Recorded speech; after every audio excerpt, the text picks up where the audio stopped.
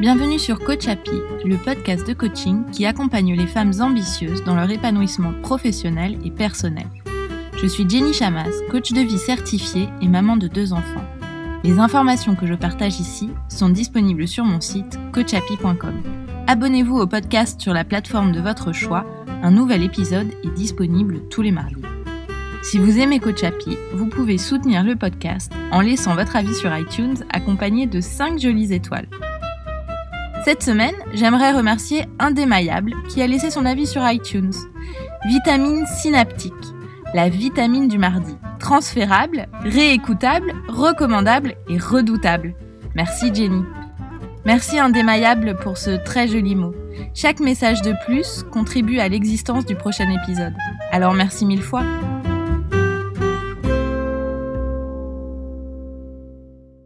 Cette semaine, j'ai choisi le thème du podcast en réponse à une question qui m'a été posée sur iTunes au sujet des personnes toxiques. Et comme cela fait plusieurs personnes qui me posent cette question, il me semble que c'est un sujet intéressant à aborder avec vous.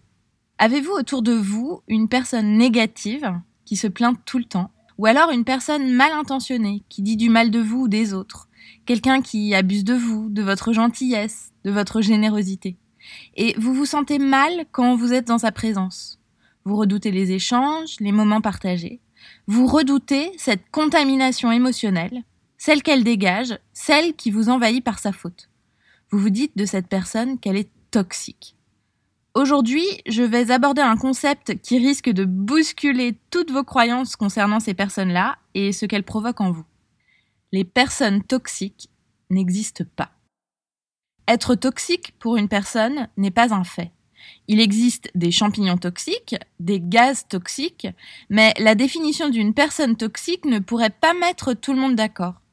Pour certains, ce sont des personnes qui sont négatives. Pour d'autres, ce sont des personnes égocentriques qui ne parlent que d'elles.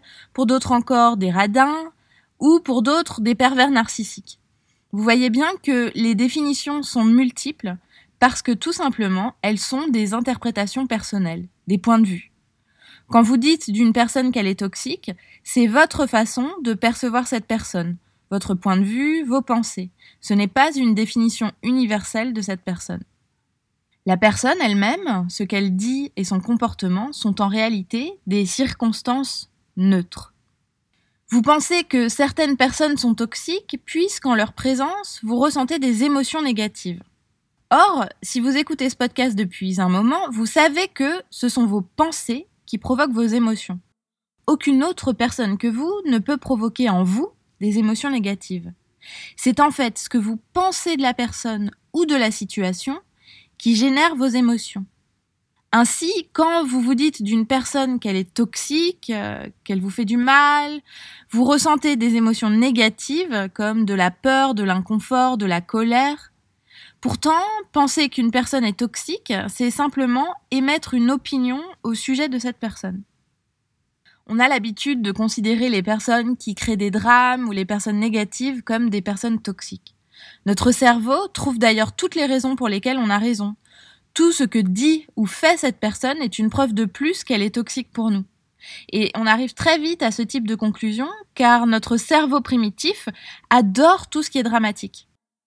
Pour lui, tout est question de vie ou de mort. Et si vous n'êtes pas en danger immédiat de mort, votre cerveau va chercher le drame qui s'en apparente au plus près.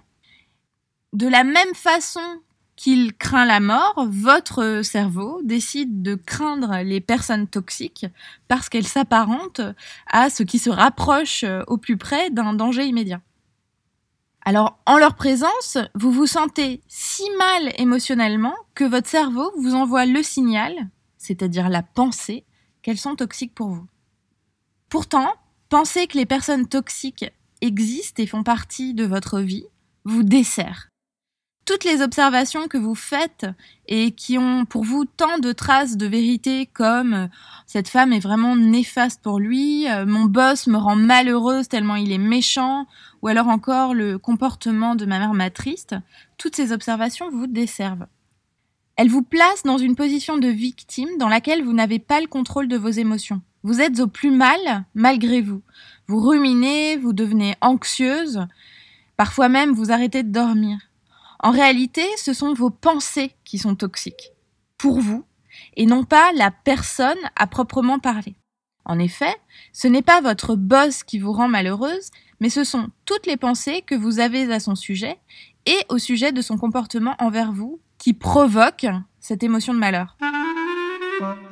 Alors on pourrait prendre ici un exemple. Disons que votre boss vous dit texto « Votre présentation était vraiment mauvaise » au sujet d'une présentation que vous avez faite en réunion. Vous pensez de ce qu'il dit « Mon manager pense que je suis nulle, il ne considère pas mon travail, il me veut du mal ». Et puis en fait, peut-être qu'il a même raison, peut-être que ma présentation était vraiment très mauvaise. Et ça va provoquer en vous une émotion de désespoir ou de perte de confiance ou les deux. Mais vous pourriez aussi choisir de penser que ça arrive de se planter et je ferai mieux la prochaine fois. Ou alors, mon boss se trompe complètement, cette présentation n'était pas si mal que ça. Dans chacun des cas, selon ce que vous pensez, vous aurez des émotions différentes. Et pourtant, ce que vous dit votre boss ne change pas. Alors, je ne cherche pas ici à vous convaincre que votre boss est quelqu'un de bien. Cette pensée vous appartient totalement. Ce que je souhaite vous montrer, c'est que vous créez vous-même les émotions qui vous submergent. Le drame ne vient pas de la personne que vous pensez toxique, mais de vos pensées. Et le meilleur moyen de sortir de cette toxicité, c'est de prendre conscience de vos pensées et de gérer votre état d'esprit. La solution de facilité serait évidemment d'éviter les personnes que vous pensez toxiques. Sauf que la vie vous ferait sûrement le cadeau d'une personne qu'il serait difficile d'éviter. Votre boss, votre beau-père, votre sœur. Évidemment, petite parenthèse ici, mais qui a quand même son importance. J'exclus ici les comportements violents ou illégaux que vous pouvez éventuellement subir et que je vous invite de toute urgence à éviter, voire à dénoncer. Et là n'est pas mon propos. Mais quand on parle d'un ex toxique, d'une ancienne amie qui nous veut du mal, de notre boss qui nous met la pression, on est sur un tout autre registre. Et c'est de ces personnes toxiques-là dont je vous parle. Si vous n'évitez pas ces personnes, quelle autre option que l'évitement ? Plutôt que l'évitement, je vous propose d'aborder les choses différemment. Et si vous étiez à 100% responsable de vos émotions et que ces personnes n'influençaient pas ce que vous ressentez ? Si vous pouviez décider seul de ce que vous ressentez ? J'ai bien conscience que c'est en complète opposition avec ce qu'on vous a appris quand vous étiez petite, avec ce qu'on m'a appris également d'ailleurs. Votre mère qui disait peut-être « sois gentil avec la petite fille, sinon elle va être triste » ou alors votre père qui disait « je suis en colère à cause de toi ». Et j'imagine même que certaines d'entre vous sont prêtes à prendre les armes en m'entendant énoncer cela. Pourtant, on se sent bien plus responsable et en contrôle en prenant la responsabilité de nos émotions. Plutôt que de croire que notre cerveau est géré par une autre personne et qu'elle a ce pouvoir sur nous. Vous pouvez choisir de penser ce que vous voulez des personnes toxiques autour de vous et de leur comportement. En réalité, une personne que vous pensez toxique est un excellent terrain d'expérimentation pour votre vie émotionnelle et pour la responsabilité que vous avez de vos émotions. Les personnes toxiques suscitent en vous des pensées négatives par défaut et du coup, elles vous donnent accès à ce discours intérieur qui est un terreau fertile de développement personnel.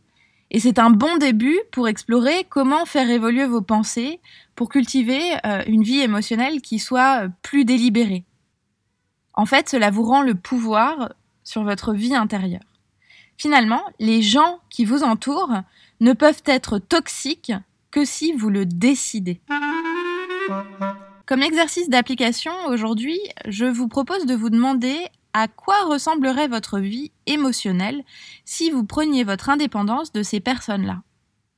Si vous étiez certaine d'être totalement responsable de vos émotions et de vos propres drames, et si aucune personne autour de vous n'était toxique, qu'est-ce que cela changerait pour vous ? Et peut-être que, en vous posant ces questions, vous pouvez penser à une personne en particulier que vous avez toujours définie comme étant toxique et essayer d'appliquer ces exercices en y pensant. Si vous voulez faire une croix sur les personnes toxiques de votre vie, Sachez que j'accompagne individuellement les femmes et mamans ambitieuses dans leur parcours de vie.